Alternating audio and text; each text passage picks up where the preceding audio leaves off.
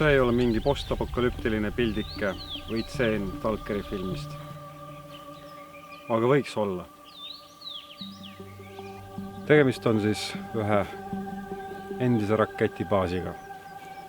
Eestisse ehitati 1950. aastate lõpus ja 1960. aasta alguses 9 strateegilise rakettide baasi.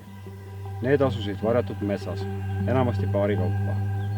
Rakvere linnas Arkna teel asus 1960-70 aastatel 304. Nõukogude Liidu kaardiväe raketipolk ning sellele allus 2 divisjoni, üks Kadila ja teine Rohu Lebavere metsades. Kadilas ja Rohus paiknesid R-12 keskmaaraketid, mille lennukaugus oli 2000 kilomeetrit. Rakett R-12 oli NSV Liidus seeria tootmisest 1958. aastast. Selle pikkus oli 22,1 meetrit ja kaaval vedelkütusega tangitult 41,7 tonni. Raketi lõhkevõimus oli 1 megatonn, ehk teisiti öeldes võrdus see miljoni tonni trotüüli plahvatusega. Baasis oli 4 raketiangaari. Igas angaaris ratastega alustel horisontaalasendis 2 raketti. Kadila ja Rohu, nii nagu Eesti teiste sarnaste keskmaarakettide baaside eluiga, jäi lühikeseks, sest enamikus neist viidi nii raketid kui tuumalõhkepead minema juba 1978. aastal. Selle põhjuseks oli suurriikide vahelise strateegiliste tuumarelvade vähendamise leppe sõlmimine. Rohu raketibaas oli üks osa Rakvere rajoonis asunud Nõukogude tuumaraketibaasist. Baas tegutses aastatel 1960–1970 ja likvideeriti kui moraalselt vananenud aastal 1978. Praeguseks ajaks on sellest alles jäänud suures osas vaid varemed.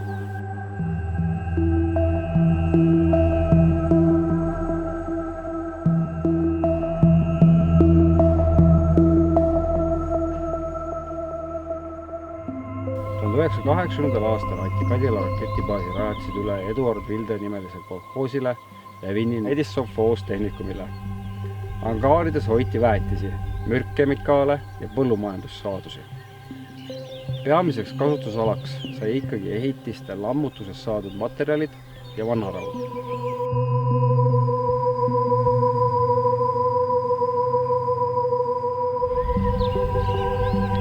Sellised need on need ajastu ahistavad asjad. Vaadake ise järgi. Eesti sõjaajaloo teejuhi uue versiooni kaudu saate hea pildi Eesti 20. sajandi militaarobjektidest. Näiteks sellest Rakvere lähedal asuvast Kloodi seniitraketibaasist, kus asusid kunagi raketikompleksid S-75. Teejuht näitab hästi kätte kõik objektid, mis asuvad põhimaante läheduses ning selle abiga on võimalik põhimõtteliselt tervele Eestile ring peale teha. Objekte on palju, alates mälestusmärkidest ning lõpetades lahingupaikadega. Nõukogude okupatsiooni reliktidest rääkimata.